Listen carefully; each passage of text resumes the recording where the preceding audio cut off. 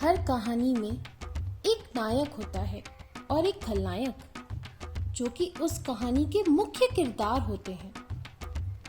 इन दोनों किरदारों के अलावा होते हैं कुछ ऐसे लोग जो अपनी वीरता, बलिदान और प्रभावशाली व्यक्तित्व होने के कारण बन जाते हैं बहुत खास। आज की स्टोरी बाय चित्रकारी के एपिसोड में हम आपको ऐसे ही दो महान योद्धाओं के बारे में बताने जा रहे हैं, जिनका नाम है लक्ष्मण और मेघनाद। ये दोनों ही व्यक्ति अपनी वीरता एवं शौर्य का अद्भुत उदाहरण है।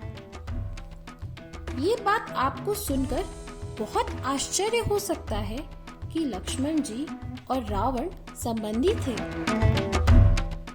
पौराणिक कथा के अनुसार लक्ष्मण जी की पुत्री का रावण के पुत्र के साथ विवाह हुआ था। आइए जानते हैं लक्ष्मण जी की पुत्री और रावण के पुत्र के विवाह की ये आश्चर्यजनक स्टोरी बाय चित्रकारी।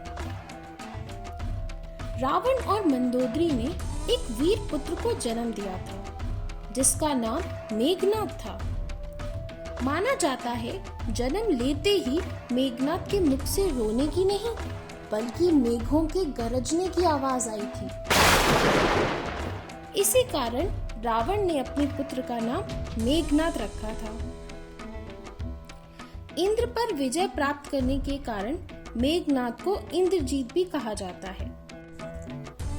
इंद्रलोक को जीतने एवं इंद्र को पराजित करने के बाद मेघनाद को स्वयं ब्रह्मा जी से वरदान प्राप्त हुआ था, जिसके कारण मेघनाद को केवल वो ही व्यक्ति मार सकता है जिसने 14 वर्षों तक नींद, नारी और भोजन को त्याग दिया हो। मेघनाद सारे लोकों में अपना आधिपत्य स्थापित करना चाहता था।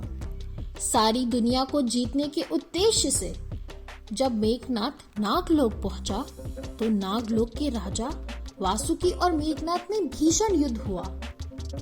अपनी वीरता और शौर्य का प्रदर्शन करते हुए मेघनाद वासुकी को हरा देते हैं। हार और अपने अपमान से हताश होकर वासुकी मेघनाद को श्राप दे देते हैं।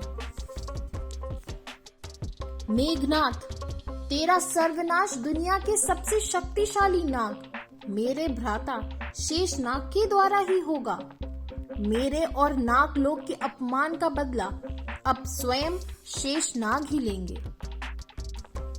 वासुकी द्वारा दिए गए शाप को विफल करने के लिए मेघनाद शेषनाग की बेटी सुलोचना से विवाह कर लेते हैं। विवाह उपरांत वह शेषनाग के दामाद बन उनके प्रकोप से बचना चाहते हैं, किंतु उनकी यह योजना व्यर्थ हो जाती है।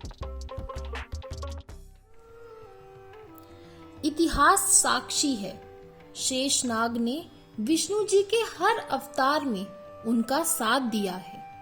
फिर चाहे वह बलराम बनकर श्री कृष्ण का साथ दे या सतयुग में लक्ष्मण अवतार में राम जी की धर्म स्थापना में सहयोग दें। वनवास के दौरान लक्ष्मण रूप में 14 वर्षों तक ब्रह्मा जी की सारी शर्तों को पूरा कर शेषनाग मेघनाद का वध करते हैं और अपने ही दामाद की मृत्यु कर अपने भाई के शाप को सार्थक कर देते हैं।